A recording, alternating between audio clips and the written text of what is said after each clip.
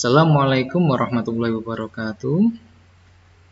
Selamat berjumpa kembali di kegiatan PPK, yaitu penguatan pendidikan karakter, yang kali ini kita akan melanjutkan pembahasan kita terkait dengan PPP.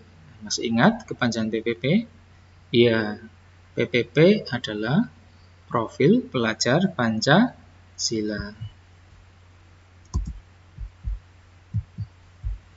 Kali ini kita akan melanjutkan profil pelajar Pancasila yang ke-5, yaitu bernalar kritis. Yaitu bernalar dan kritis. Bernalar berarti menggunakan akal pikiran kita untuk berpikir secara logis, yang masuk akal. Berpikir yang masuk akal. Kemudian kritis di sini berarti bukan berarti kritis seperti pasien yang baru sakit ya. Pasien ini baru kondisi dalam keadaan kritis, bukan seperti itu ya. Kalau itu berarti pasien tersebut dalam kondisi genting ya, keadaan harus segera diselamatkan. Sedangkan kritis di sini berarti tidak dengan mudah langsung mempercayai. Nah, tidak langsung percaya terhadap suatu info yang kita dapat, khususnya info yang meragukan. Nah, itu adalah berpikir kritis, tidak langsung percaya terhadap suatu yang kurang jelas. Jadi, bernalar kritis memiliki makna, yaitu menggunakan akal pikiran kita untuk berpikir secara logis, berpikir secara masuk akal, dengan tidak langsung mempercayai hal-hal yang datang kepada kita, yang mana hal-hal tersebut masih kita ragukan kebenarannya. Baik, ini adalah 6 elemen profil pelajar Pancasila. Kita mengingat sebentar ya, pengertian pelajar Pancasila bisa dibaca, yaitu perwujudan pelajar Indonesia sebagai pelajar sepanjang hayat, sepanjang hidup, yang memiliki kompetensi global, kompetensi yang menyeluruh, dan berperilaku sesuai dengan nilai-nilai Pancasila.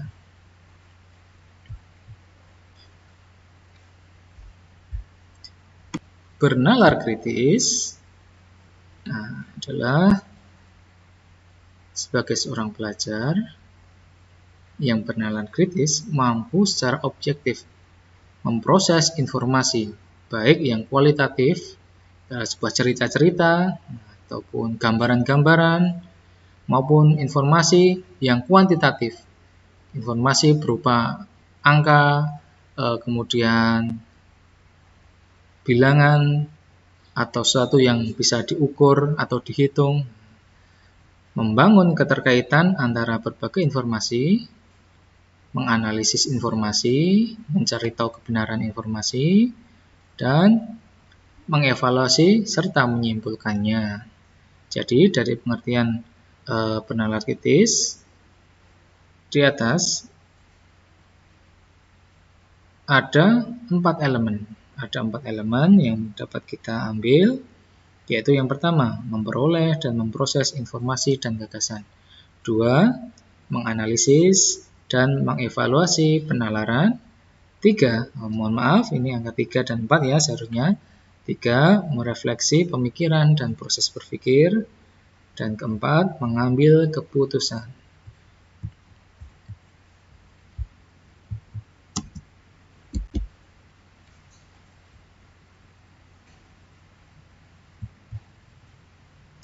Yang pertama, memperoleh dan memproses informasi dan gagasan. Sebagai seorang pribadi individu, saat memperoleh suatu informasi atau gagasan, haruslah dicerna dulu, karena informasi atau gagasan yang didapat perlu untuk dipertanyakan kevalitannya. Kevalitannya itu maksudnya apa, Pak? Kebenarannya. Karena kita belum tahu kevalitan informasi tersebut.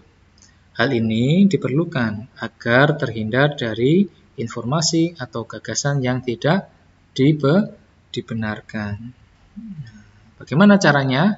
yaitu dengan mencari informasi atau gagasan yang lebih lanjut dari orang lain, atau mencari referensi atau literasi yang terpercaya tentunya.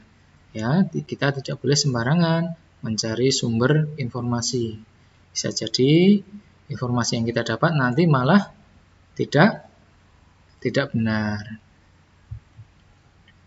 Yang kedua yaitu menganalisis dan mengevaluasi penalaran.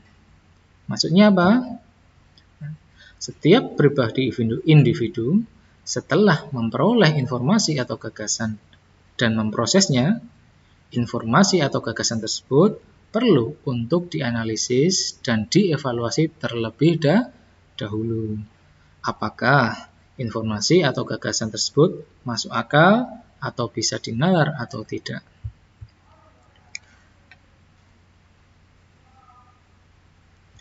Contohnya,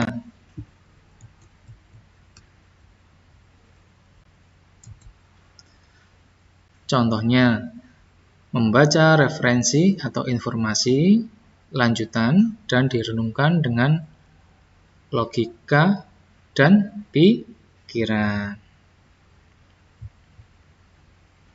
3. Merefleksi pemikiran dan proses berpikir. Maksudnya apa? Pribadi atau individu tersebut melihat kembali proses berpikir yang telah dilalui dari data-data yang sudah dimiliki, baik informasi secara langsung maupun dari referensi literasi. Apakah sudah sesuai dan benar dengan suara hati dan kebenaran dari informasi sebelum pribadi tersebut memutuskan untuk melakukan tindakan. Yang dilakukan misalnya merenungkan dan menimbang kembali dalam hati dan melihat kembali proses dalam mencari kebenaran informasi. Yang keempat yaitu mengambil keputusan. Sikap ini diambil dari kemantapan hati pribadi, dari proses panjang yang dilalui bila keputusan untuk berdiam diri atau keputusan untuk bertindak, yaitu melakukan tindakan atau berdiam diri. Misalkan kita berikan contoh ya, kalau kita misalkan mendapatkan sebuah informasi, mungkin dari share-sharean dari WhatsApp ya, siswa-siswi kelas 789 SMP Negeri 23 akan diswab secara massal. Ada informasi tersebut yang datang di HP kita, di sosmed kita. Apa yang kita lakukan? Apakah kita langsung meng-share ke teman-teman kita? Ya teman-teman, ini ada informasi seperti ini. Hati-hati loh, hati-hati seperti ini. Kita tidak boleh langsung panik ya. Yang pertama tetap tenang. Coba kita berpikir secara logis. Kenapa siswa-siswi akan diswab? Memangnya kenapa? Perlu kita pikir. Kita tidak langsung percaya. Kita harus berpikir kritis. Apa iya toh? Kemudian mencoba mencari informasi. Coba tak tanyakan pada misal wali kelas saya, apakah benar seperti itu. Ternyata wali kelasnya menjawab, tidak benar mas, tidak benar mbak, informasi tersebut. Yang benar informasinya adalah siswa-siswi kelas 7, 8, 9 SMP Negeri 23 Sukarasa, bukan Surakarta.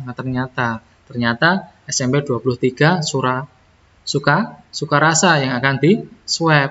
Jadi hati-hati, kita tidak boleh langsung panik, maka kita harus cross check-kan kepada pihak yang lebih paham, yang terpercaya. Setelah kita memperoleh informasi tersebut, kita refleksi, iya benar ya. Kita kan tetap melaksanakan prokes dengan baik. Berarti benar ini yang diswab, siswa yang diswab itu bukan siswa SMP Negeri 23 Surakarta, tapi siswa SMP Negeri 23 Sukarasa, dikira Surakarta. Seperti itu. Maka daripada itu, kita mengambil keputusan. Nah, apakah kita cukup setelah tahu kebenarannya kita diam diri saja? Oh ya udah, berarti tidak. Atau kita menginfokan, mengambil tindakan ya, menginfokan kepada teman, klarifikasi, mengklarifikasikan kepada teman-teman, memberikan kabar. Itu adalah keputusan kita ya, pilihan kita.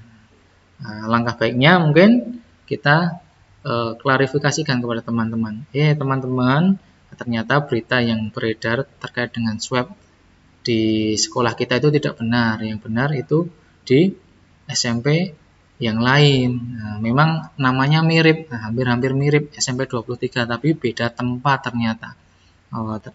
Dan itu akan membuat apa? Membuat kegaduhan yang terjadi bisa dikondisikan kembali seperti itu. Jadi tidak terjadi huru-hara kembali. Itu adalah salah satu manfaat jika kita biasakan berpikir secara atau bernalar secara kritis. Jadi ketika ada informasi, kita tidak langsung ambil mentah-mentah dan menyebarkannya, namun kita pikirkan dulu apakah benar atau tidak, kemudian mencari kebenaran berita tersebut. Ya, itu sangat penting. Apalagi sekarang zamannya sosmed, zamannya hampir semua anak itu memiliki media sosial masing-masing, sehingga hati-hati dalam menyebarkan informasi. Takutnya itu adalah kabar yang hoax. Nah, jadi itu nanti bisa timbul sebuah fitnah ataupun sebuah kegaduhan. Nah, oleh sebabnya kita sebagai pelajar Pancasila hendaknya kita biasakan memiliki berpikir atau bernalar secara kritis. Baik anak-anak, itu saja yang bisa Bapak sampaikan. Banyak kesalahannya Bapak minta maaf. Jangan lupa nanti di deskripsi ada sedikit tugas untuk kalian, silakan nanti bisa dikerjakan dengan baik. Baik, Bapak akhiri. Apabila ada kesalahan Bapak minta maaf. Wassalamualaikum warahmatullahi wabarakatuh.